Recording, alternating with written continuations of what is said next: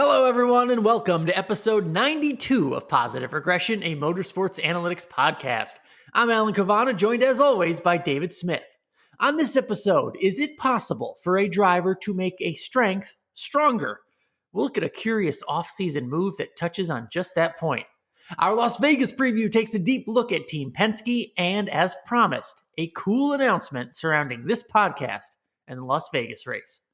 But first, as always, this is episode 92 of Positive Regression. This is the Herb Thomas edition. David, another great historic name. Herb Thomas was one of the drivers in the first ever NASCAR race in 1949. And by 1951, he was champion. He would win another title in 1953, 48 total wins in what would become a Hall of Fame career for the driver. And David, as much as we know about his name and his stats, we also know about his car. He was the driver of the fabulous Hudson Hornet. What should we know about Herb Thomas? Yeah, I'm going to focus more on man than car here. Sorry to all our Hudson Hornet fans, but I've spent a lot of time thinking about old Herb. I actually wish that I would have met him, had been able to ask him some questions, but he passed away in 2000. Alan, he is, in my opinion, as underrated as a two-time champion with 48 race wins could possibly be. Oh, yeah. Shouldn't be that way, but it does feel that way. He directly rivaled Tim Flock, who we talked about on episode 91, and Lee Petty for at least a good 4-year stretch that I want to dive into here. And I believe he was better than both of them. Perhaps it's because his dominance came in those early days of NASCAR, but his career arc was reminiscent of Jeff Gordon's. And I think that's a decent production parallel because Jeff Gordon had a 2-year stretch where his peer topped 5.0. Simply incredible. We haven't seen anything like it since. Herb Thomas did that. He did it in 1953 and 1954. He won 24 times in 71 starts in those 2 years, half of his career win total coming in 2 consecutive seasons. And just the timeliness of his career. He only ran the majority of a Cup Series schedule 7 times, 7 years, all consecutive. From 1950 to 1956, he won at least one race in each of those years. And he essentially retired from full-time driving after 1956, his age 33 seasons. So he never saw his statistical prime. But he did that after sustaining an injury in a crash at the Cleveland County Fairgrounds. He cracked his skull and had to undergo brain surgery. He survived it, and he actually went on to compete a few more times, but his career was effectively over. Probably the smart decision. 48 victories, though. Before reaching the age of 34. Quite impressive.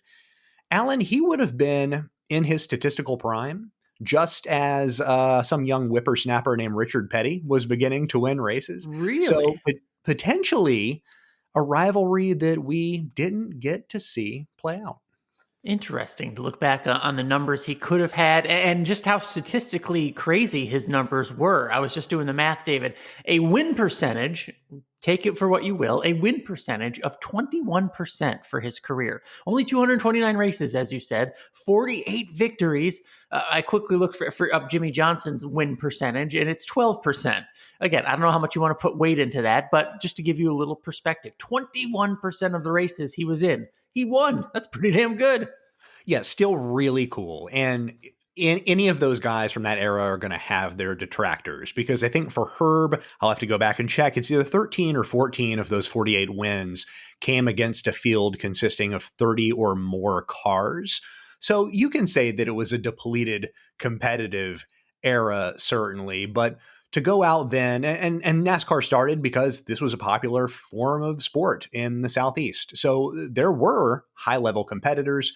he was one of them, and arguably the best of them. Yes, and as we said, driver of the Hudson Hornet. Some people know that car more than they know the name Herb Thomas. Just as you walk into the NASCAR Hall of Fame, that was one of the first cars you saw. It's painted on the side. Fabulous Hudson Hornet. I think in the Cars movies it is represented well. So another historic tie-in with a Hall of Fame driver for episode 92 of Positive Regression, the Herb Thomas edition.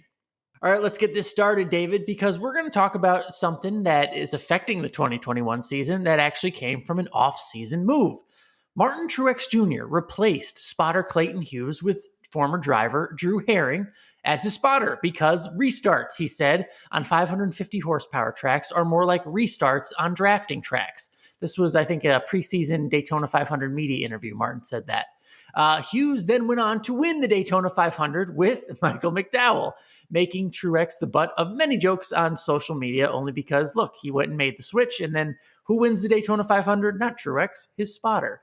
So, David, to put this in perspective, what really caught my eye on this was I pay attention to what you say, David. And I know Martin Truex Jr. was a great restarter in 2020. So to make a change seemed a little odd. Give us an idea of just how good he was in 2020. Yeah, this is where the plot thickens, right? The difference between perception and reality. He was the best restarter by far in NASCAR in 2020, based on position retention rate across both grooves. He was the second best restarter on 550 horsepower tracks specifically, retaining position 70% of the time.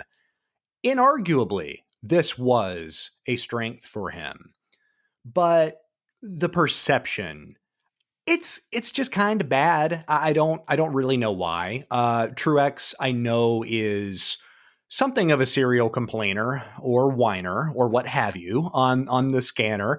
And if your qualitative observation is limited to what folks listening live to his radio or tweeting or what you see on the radioactive segment on online or on Race Hub, you would think that he struggles on restarts, but none of that's reality, right? The complaints that you hear in duress do not reflect results.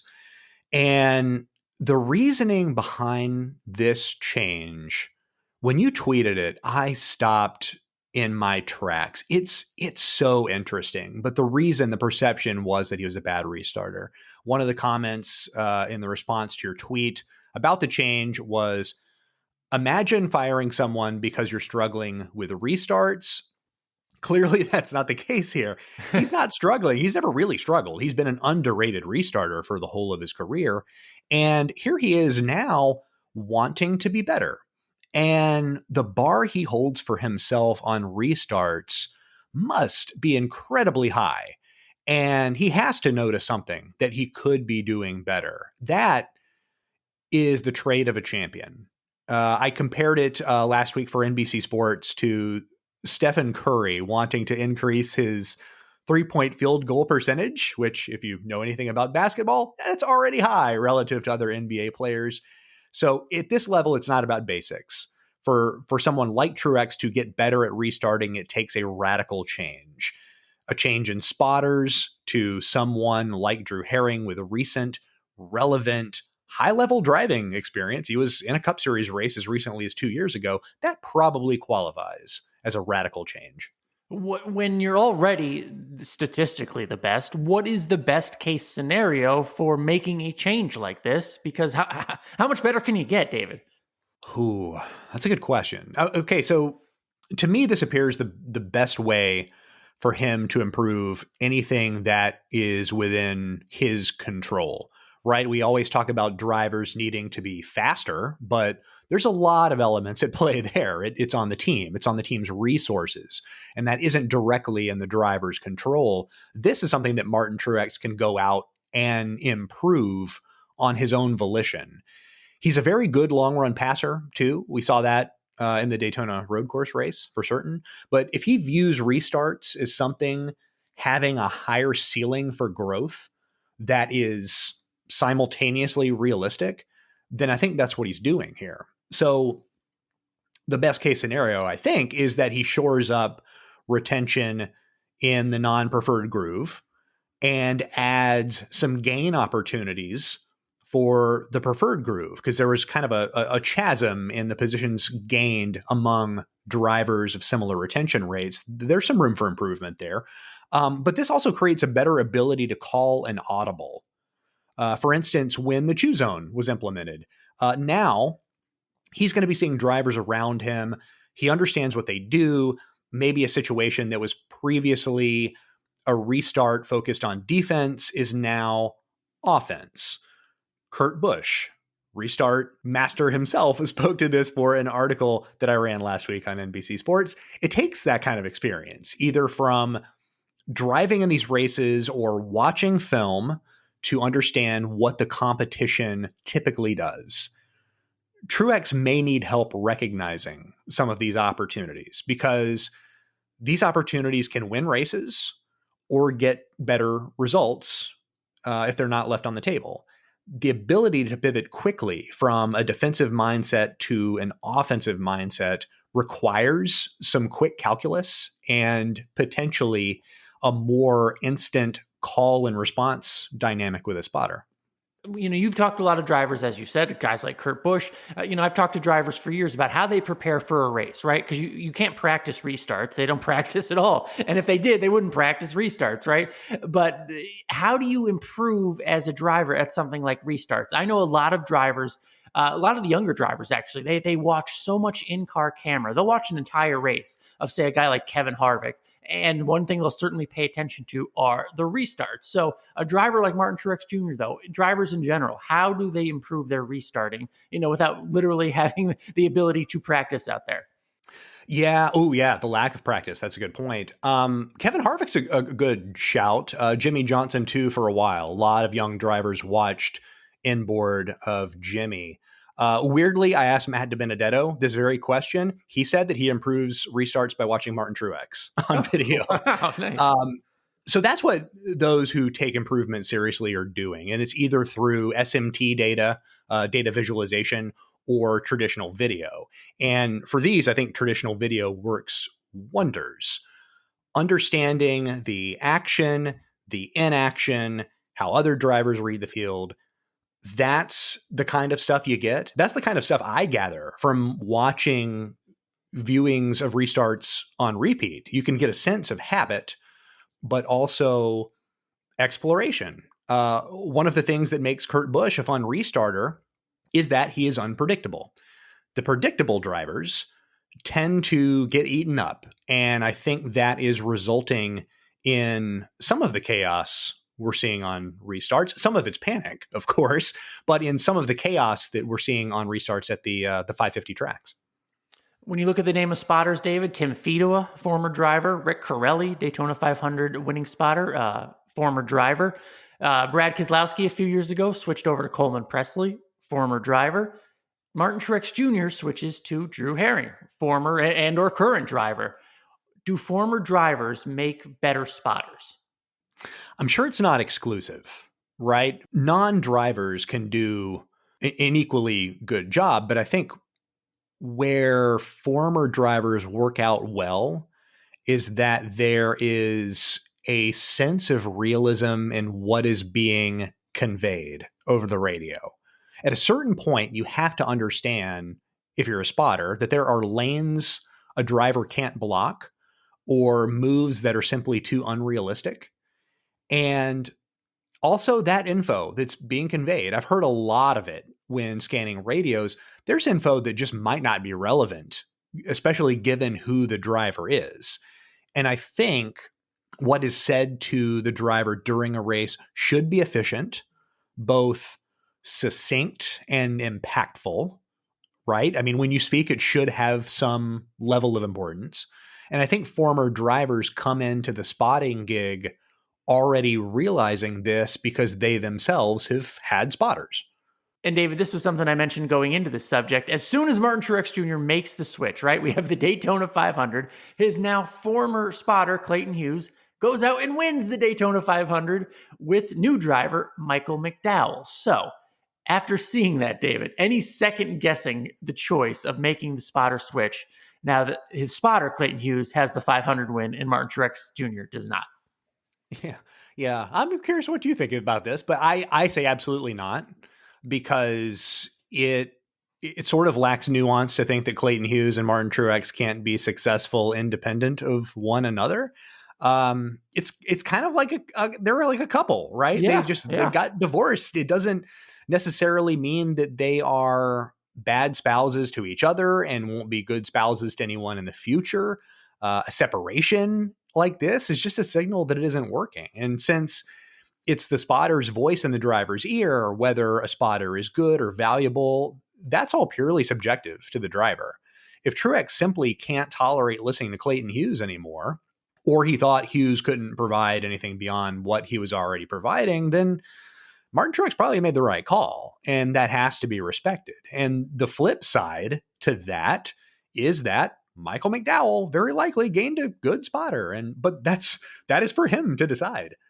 Yeah, 3 top 10s to start the season, so clearly things going well over on the 34 car. No complaints so far, right? Yeah, not on that side. Yeah, and I don't know if I'm qualified to answer the question if Martin Truex Jr. should be second-guessing himself. I think back to when, remember, Joey Logano had Tab Boyd, and then TJ Majors became available. You go and get TJ Majors, right? I mean, he just had that reputation being with Dale Jr. We know Logano's prowess on super speedways. I think that was a great marriage over there. The only thing I don't know is, I mean, Martin Truex Jr. went to Drew Herring, who's a driver, right? I don't know Herring's spotter credentials, if you will. You know what I mean? So that would be my only question as to why go to someone who may not be an experienced spotter, but that's not for me to decide, right? That's a Martin Truex Jr. question. Yeah, he might have unearthed the next star spotter. I don't know. But I mean, if they have that Toyota connection, there's probably a familiarity there. There's probably a trust there. Drew Herring spent a lot of time in the TRD simulator. So it stands to reason that they're well aware of each other. And I kind of like Herring having recent relevant experience under his belt. He kind of knows what it's like when Truex says that restarts are now more like restarts on super speedways. Drew Herring can probably understand what that means a little bit better than most up there right now. So I'd have to imagine that at the very least is an advantage. And in a fun coincidence, we actually had one of our listeners. We had a question about spotters. Caleb Goodman 91 on Twitter asked us, are there any advanced statistics for spotters, David? Or are unmeasurables like trust, the spotter-driver relationship, etc.? Is that the most important part of the job? How would you answer that? There are not, and I have no plans for building any advanced stats. But it's a good question. I don't mean to poke fun. For me, yes, this is a subjective relationship, and what one driver values isn't necessarily something another driver values. Some drivers absolutely hate getting inundated with information, hate it. For whatever the reason, it messes up their rhythm. I don't know, but other drivers beg for it, or they desire coaching or require coaching. You mentioned TJ Majors. How he spots for Joey Logano is markedly different than how he spots for Hailie Deegan in the Truck Series, because those are two different drivers at different points in their careers. I view spotter choice the same way I view setup preference for your race car. A 5 loose isn't a universal 5 loose. It's not a 5 loose to every driver. Comfort is entirely subjective. And certainly if the car is relatively fast, it really doesn't matter. Same here, I think. If the driver-spotter relationship is productive, then it really doesn't matter what's being conveyed on the radio. Good talk. We haven't covered spotter relationships and drivers a lot on the podcast yet, but I'm glad Martin Truex Jr. made a decision that prompted us to have something to talk about. Good stuff. All right, moving on. It is our Las Vegas preview. The series moves out west after 3 races in the state of Florida. And David, if we look back on recent history, Penske, they've dominated the win column out in Vegas. 5 of the last 10 Las Vegas races were won by a Penske driver. But then we saw it last week at Homestead, another 1.5-mile track. And look, there was some spark at the beginning, but once the race switched into night, sort of, it was a dud for the Penske team. They were off. What should we make of that as we're looking at a track they're quite good at, but coming off a 1.5-mile track that they just didn't show up? What should we expect out of them this weekend? Oh, okay. Yeah, let's unpack that. Yeah. So their setup, I guess it was what it was. For some of the folks taking part in the chat that I hosted on the Motorsports Analytics Discord server, it looked as if Joey Logano and Matt DiBenedetto had short run cars. And if that is true, it kind of makes sense given their strength is restarts and their weakness, if they have it, is long run passing. So you play to your strengths. Nothing wrong with that. But bringing short run cars versus long run cars, we need to be careful here because sometimes you simply bring the cars you have, right? Like there's not a short run fleet and a long run fleet in every race team's shop. And in that sense, you're just going to get stomped sometimes. There's 38 to 40 cars each weekend. Most times you are going to be defeated. And that is the very nature of the sport. And that's sort of what we saw from Penske relative to speed. But strategy, let's unpack that for a second, shall we? That final stage, Alan, I can't justify what was being done with the knowledge that I have. They were seconds off the pace in the final stage. They brought Joey Logano and Brad Keselowski to pit road halfway through that run, which would place them on new tires with 30 laps to go. At this point, if a caution does not come out immediately, then this was a bet with rapidly diminishing returns, because if there is a caution setting up an overtime restart, they'd still have 45 miles on a set of tires at for Homestead track position, and everyone has to pit. And honestly, even if the caution falls, I don't know, you pick it, 2 laps, 3 laps after their stop, they're at a disadvantage. And we saw this earlier in the race when Martin Truex sliced through that field at the beginning of the final stage on a set of tires that were maybe 5 or 6 laps fresher, but he went from 17th to 5th in like the blink of an eye. And Larry McReynolds for Fox talked about this on TV. He said that Penske was probably looking at analytics. I would love to see the analytics that suggested doing this, because I see no upside, and it made their race worse. Brad Keselowski was 8th before the stop. He finished 16th. Joey Logano was 20th and finished 25th. At this point, you're just giving away track position and points. And that might not matter in hindsight. I get that. But really, you should aim for discipline in execution. And there wasn't any of that here. It was sort of inexplicable. All right. Well, moving on to Vegas, and you expect the strategy to look different for everyone this weekend, right? I mean, we might have some new listeners, David, so let's just explain. Even though they're both 1.5 mile racetracks, right? Homestead, Las Vegas, quite different. I mean, so different on motorsportsanalytics.com. You would split them up into different categories, right? When looking at particular stats at different tracks. I mean, even though they're the same length, you would switch those 2 tracks would be in completely different categories when you would look at them. Why are they so different, and how does that affect strategy? Yeah, so last weekend was really a rare treat just in terms of tire wear, whereas we saw lap time fall off nearing 3 seconds in some cases last week. That was cool.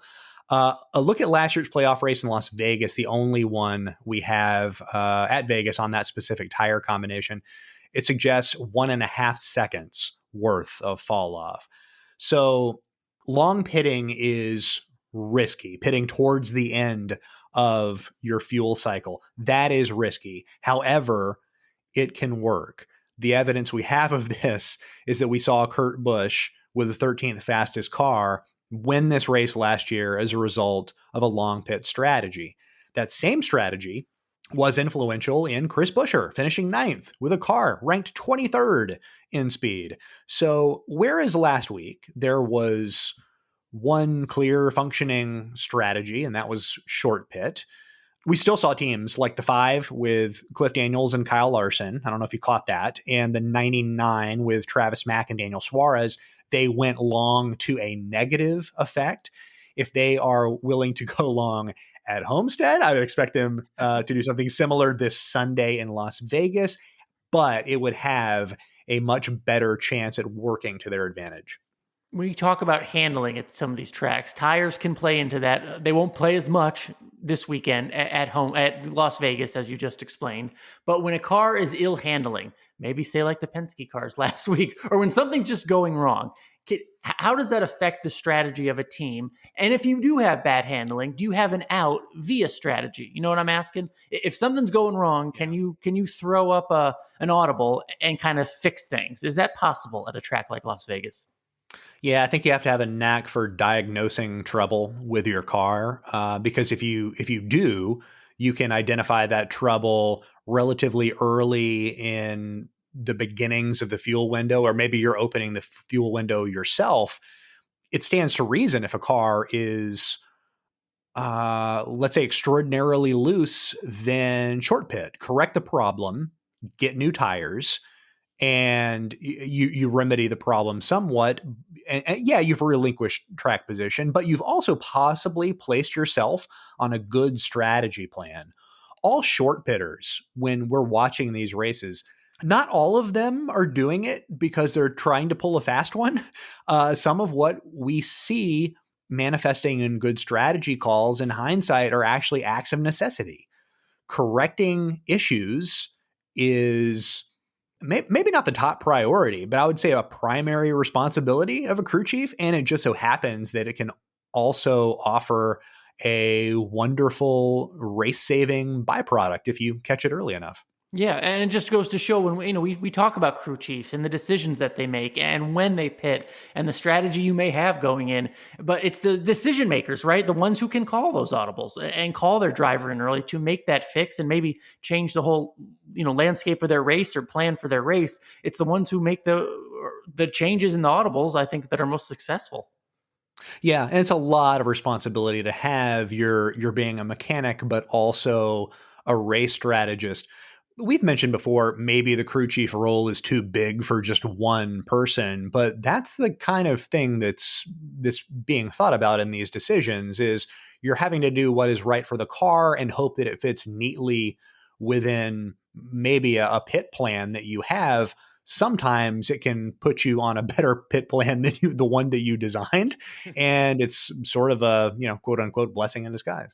We talked about the Penske cars to start because of their recent great history at Las Vegas. And even with the struggles last week, though, of the Penske affiliated cars, who is best positioned to win this weekend? I'm going with Joey Logano personally because he's won the last two spring races. Maybe this is a bit of a layup. I'm sorry, David. But why would that continue, right? I mean, he's won the last two spring races in Las Vegas. I checked out Motorsports Analytics already this year. You've got the restart numbers up there. Joey Logano, his restarting prowess still as good as ever. And so I think he has that going for him. So I just think he's good again. I mean, we've seen some speed out of him, not last week, but this is his kind of track. I think of the Penske affiliated cars, I think he's the one to beat this weekend. I will double down on that. Paul Wolfe is the crew chief responsible for 4 of the 5 Penske wins across the last 5 years, most of them with Brad Keselowski. But we saw Joey Logano last year win this race, but also the last time we saw Joey Logano win a race, period, it was on a 1.5 mile track, kind of like this one at Kansas with the same tire. And yeah, that's my answer to this question. I can see all of these guys having good days, really. And if last weekend got you down, I'll say that comparing Homestead to Las Vegas is not apples to apples, even though they are both 1.5 milers, as you said. There's a lot of differentiation. They do tend, the Penske crew chiefs, to get in their own way when it comes to some late race strategy. Todd Gordon last year giving up the lead in advance of a final restart because, I don't know, that's the way it's always been done. Never mind that it isn't actually a catch-22, and clean air can allow the leader to dictate quite a bit on these tracks on 550 horsepower. But seriously, fundamentally, the speed is there at this track for Team Penske, as are the short runs, like you mentioned, the restarts. This is a team of restart specialists, and a race breaking heavily with short runs suits everything that they do well. I don't want to ruin it if Matty D is your contrarian pick. We do that a little later, but Penske affiliated second place both races last year. What do you think for him? I mean, this has been the year of sort of surprises, right? Why not Matty D? He is not my contrarian pick, and no, there's no reason that he should not do well other than his starting spot might be in the trenches. Again. But as we've seen, again, skew this race towards a lot of restarts, and we've seen a few wild Vegas races kind of pan out that way. That's going to be what's needed for him to knock one out of the park this Sunday. Yeah, let's talk about those restarts. They were wild last week, and I remember going in trying to watch. If you remember last week's episode, the advantage, if you will, going into the race, the numbers told us that the preferred row, it switched depending on what row you were on, what lane, and all that. So I was watching those, and the restarts were wild. Do we expect that this week? Yes, I think we're actually going to see something really similar. The restart dynamic itself is pretty even at Las Vegas relative to other tracks. In the playoff race in 2020, we saw the inside of row 1 register as the preferred groove. And from the second row on back, the preference changed to the outside. It appeared as the leader could run the bottom in turns 1 and 2, grab that clean air early, distance himself enough before shuffling over to the outside, which that line would pick up steam in turns 3 and 4. And if you're not grabbing clean air out of the gate, then you're sort of just stuck on the bottom unless you can, fling the car up to the top and just piss everybody off. But the good news is that a good restarter can at least keep his spot, because there is a high non-preferred groove retention rate here in Las Vegas. It's 45%. Longtime listeners will understand that's not on the doom and gloom end of the restart spectrum. Just wait until we get to some short tracks. You'll appreciate that. But yeah, stands to reason. If you are a good restarter, you can probably make Las Vegas work for you. And we've talked about the Penske restarters. De Benedetto restarted 5th last year on lap 197 and gained 3 spots from the inside groove. Ryan Blaney gained 3 spots from 7th place, also inside groove, on lap 256. So disadvantaged, yes, but not dead in the water, which is good because we like competition. And one caveat that we need to consider is clean air. The clean air bestowed to the leader. Kurt Busch was able to hold off any and all charges last year in the closing laps, and most of them were from faster cars. And sometimes folks take to Twitter and lose their minds when faster cars can't pass slow cars. But also, not every leader on a restart is as skilled at this particular talent as Kurt Busch.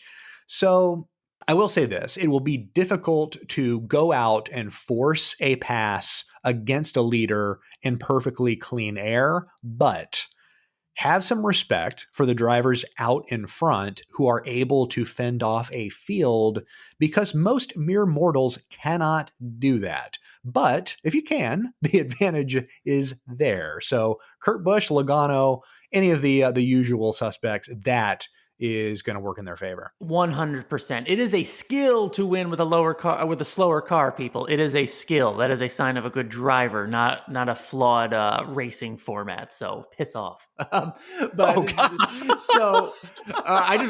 want to give credit to the driver on those situations. So if you can't make the pass, plenty of drivers can make the pass anyway. We've talked about. You took it so deep there. We took, deep into turn 1. We've talked about the Penske cars and how good they are. We've talked about the restarts and who has prowess there. So, David, who are we picking to win at Las Vegas and why? I will let you go first. I always go for. Okay, all right, that's fine. You know what? I'm going to pick Kevin Harvick. Nice. Firstly, he was the most productive driver on 550 horsepower tracks last year per Motorsports Analytics. Secondly, and most importantly, he and his team don't tend to make mistakes. And one of the differences I would note between Homestead, because it's so fresh in our mind, and Las Vegas is that you can make a mistake at Homestead. If there's enough time, you can right the ship. I don't think that's the case this weekend. I think you're one and done. I do. It's difficult to claw your way back at a track like this. And Kevin Harvick, I know he'd led a lot of laps in the spring Vegas race last year, but his car at Kansas last fall, again, it was the same tire compound. First class car, did not win that race, but the speed was certainly there. A bad pit stop put him behind Joey Logano. And these late pit calls, which seem to stifle many crew chiefs, tend to work out fine for Rodney Childers. And this 4 team typically makes the pragmatic decision. So I'm bullish on the team least likely to make a race-killing error. How is that? All right, that sounds fair.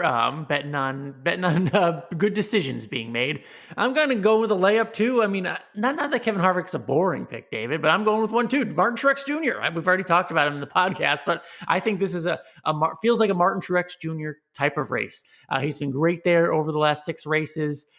Fast. He was fast last week. Maybe it's just a feel thing on my part, but I worry he doesn't have Rodney Childers on the pit box. James Small, second year, full time there. They come around. This just feels like a Martin Truex Jr. race to me. And again, I keep checking your website for the restart statistics, and his restarts are on point already. So you put him near the front of the field. If he's not already out in clean air, he can certainly get there. And I think this is the type of track he can do it. Yeah, and a good pick. And he had a great performance last weekend at Homestead. Again, a track that sort of suits what he does well. He's made a habit of performing well at Las Vegas. And I've just kind of had a hunch. I think there's more to see from Truex going forward. The restart last week was a fun reminder of that. Yes, he was on new tires at the beginning of that final stage. I will caution people, tires do not have eyes. He shot through the middle. He made that decision, and it was a nifty restart, and it netted 12 positions in maybe 2 corners. It was impressive, and I'd like to see him have a chance to put a full race together this year in year 2 with James Small. Yep. I just got to shout out my friend Bob Pockris. He tells some story of he asked a driver a question and they retorted back, "Why are you asking me that?" And Bob said, "Well, we can't ask the tires questions, can we?" So it just reminded me of that. That's why we ask you, the drivers who make the decisions. All right, so we picked some winners. Let's talk about our contrarian drivers to watch. David, I already mentioned Matt DiBenedetto. I mean, his numbers, they just tell you what they were last year, 2 second place finishes. A little caution there, though. Go back, the last 6 races. I know it wasn't the same equipment, but his numbers aren't that great. But he did well last year. But for my contrarian pick, David, I'm going to go with Ryan Newman. Over the last 6 races there, he has the 10th best average finish at Las Vegas. He had a great run last week. It seems like there is a renewed vigor and speed over there at Roush Fenway Racing. So I'm going to pick Ryan Newman as my contrarian driver to watch at Las Vegas. What do you think? So I was going to, because I've just been bad in this segment. It's not fun. This segment's terrible to me. I was going to pick 2, and Ryan Newman was one of them. Nice. Oh, I feel so smart. Yes. So you're right. So a top 15 guy in the playoff race at Vegas, 7th place last week at Homestead. And he should have some decent initial track position too. So he'll have a halfway decent starting spot. Plus, he has Scott Graves on my crew chief fantasy team making calls, and I trust in him for a race like this. And similarly, I'll pick Mike Shiplett and Cole Custer, who I said last week in my pre-race chat on the Motorsports Analytics Discord. I like Cole Custer as SHR's new number 2 on some of these bigger tracks. He did not disappoint. No. He was running 7th before cutting a tire in those final laps. He finished 16th at Las Vegas last year. Could stand to be a little bit better, but year 2 here of that number 41 team with Custer and Shiplett, both Cup Series sophomores. I think it could be really interesting. And I kind of want to jump on this bandwagon now just to see how it goes. Good stuff. Good picks. Ryan Newman and Cole Custer. We'll see how they do as our contrarian drivers to watch out in Las Vegas. And finally, David, the moment I know at least some listeners have been waiting for. I got to say, I give a major shout out because last week at the very end of the episode, after all the credits roll, if you will, I mentioned, is anyone still listening? Because if you are, hit me up on Twitter because we have a cool announcement about Las Vegas. David, I got so many responses of people listening all the way to the end, and I just have to give so many kudos to our regular listeners because that's just so nice to hear, and it was fun to interact and see your questions about what we had planned and everything. So, David, if you don't mind, how about we do the big reveal? Yeah, what are we doing? This tease is amazing. I can't wait to hear what you have planned. Well, I don't want to over promise, but look, as promised, we do have a big announcement. We are trying to take every step possible with this podcast, right? And with that, we are partnering with the app Venue this weekend for a live post-race show. Now, some of you have tried the Venue app before. We did a little bit last year, but it's a revamped experience. It is now an audio discussion based. If you know the app Clubhouse, it's sort of like that. So it'll be like listening to an episode of Positive Regression, only it is live. It is in real time after the race, and you can be a part of it and join in. All you have to do is go to your app store, download the Venue app, and then you'll join the Positive Regression community. Do that before Sunday's race, and keep updated on Twitter with us, and we'll let you know exactly when we're going to go live. But basically, we are doing a live post-race show after the Las Vegas race on the app Venue, and we would love to have you join us. Are those contracts that we signed ironclad? Because we've got nothing to talk about just yet. My goodness, this makes me nervous. No, it'll be good. I mean, it'll be analysis, right? And it'll be our instant reactions. Not so much hot takes, but I think hopefully we can apply the positive regression rub, if you will, to what we just saw.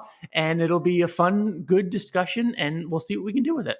I think so, too. I say all of that in jest. I think that there is a way to maybe not offer hot takes or those poor initial reactions. This is one of the reasons that I don't tweet during races. I'm very hesitant to offer a reactionary take, but we are going to take what I think is a thorough, measured look at the race that we just saw, break it down to the best of our ability. We might not have the full complement of stats yet, but we can work through that. We are going to have a good time, and all of our listeners can be involved. So by all means, download Venue, give it a try. We're going to plan for a few of these, but the first big one is after this Sunday's race in Las Vegas. And Alan, I think we'll make it a thing. Can't wait. It'll be fun. So yeah, download that app and join us. It'll be cool. Don't forget, we are available on Apple Podcasts, Google Podcasts, Stitcher, Spotify, Podbean, Luminary, and TuneIn. We are available no matter your device. Our entire back catalog of episodes is available for free at posregpod.com. If you like what you're hearing, and I know you do, please leave us a rating or a review. This stuff really does help in spreading the word. We, of course, notice it is so appreciated. If you have any questions, we'd love to hear them. You know this. We just answered one in the podcast today. I love interacting with you guys. Reach out on Twitter at PosRegPod, PosRegPod. David, you are always working hard. What do you got this week? If you are not already a Motorsports Analytics patron, this week would be a good time to become one. The speed rankings have been aggregated for you. Average median lap time and average best lap time. These are new ways we will discuss speed. Those are available now on motorsportsanalytics.com, as well as the restart stats that Alan alluded to and green flag pit cycle stats. In the coming weeks, we will also have peer and passing. It's going to be a lot of fun. Also on the home site, motorsportsanalytics.com, a look at a few statistical doppelgangers for Chase Elliott. I used spider charts to discover drivers who impact their running whereabouts, much like the reigning Cup Series champion. And on NBCSports.com, the Big Thursday column is posted right now, and it's on Kyle Busch and Ben Bishore and how this number 18 Joe Gibbs Racing team can rise back to prominence. It's a lot of stuff, all good, I promise. Please check all of that out. Good stuff there. And make sure you follow my new page over on YouTube, Alan Cavanna Media. It's been fun learning that platform and making videos over there. Had some good stuff with William Byron and Rudy Fugle this week after their win out in Homestead. Rudy Fugle, you just want to run through a wall after hearing his motivation and how they're thinking championship. Go watch the video. It was just the quote he had I would be very happy if I was a William Byron fan. So make sure you go watch that. Make sure you set your lineup. I hope you are a Fantasy Live player over at NASCAR.com, because do the Fantasy Live show for them over there, and we try to preview and give you good advice, starts, sits, who maybe get some value. I told you to start Austin Dillon last week. It would have been a good value start. So I hope you watch the show every week, and just make sure you follow me on Twitter. I'll tweet out all those links to all the stuff we're doing at Alan Cavanna, of course. Thank you so much for listening. This has been episode 92 of Positive Regression. For David Smith, I'm Alan Cavanna. Have a great one. We'll see you next week.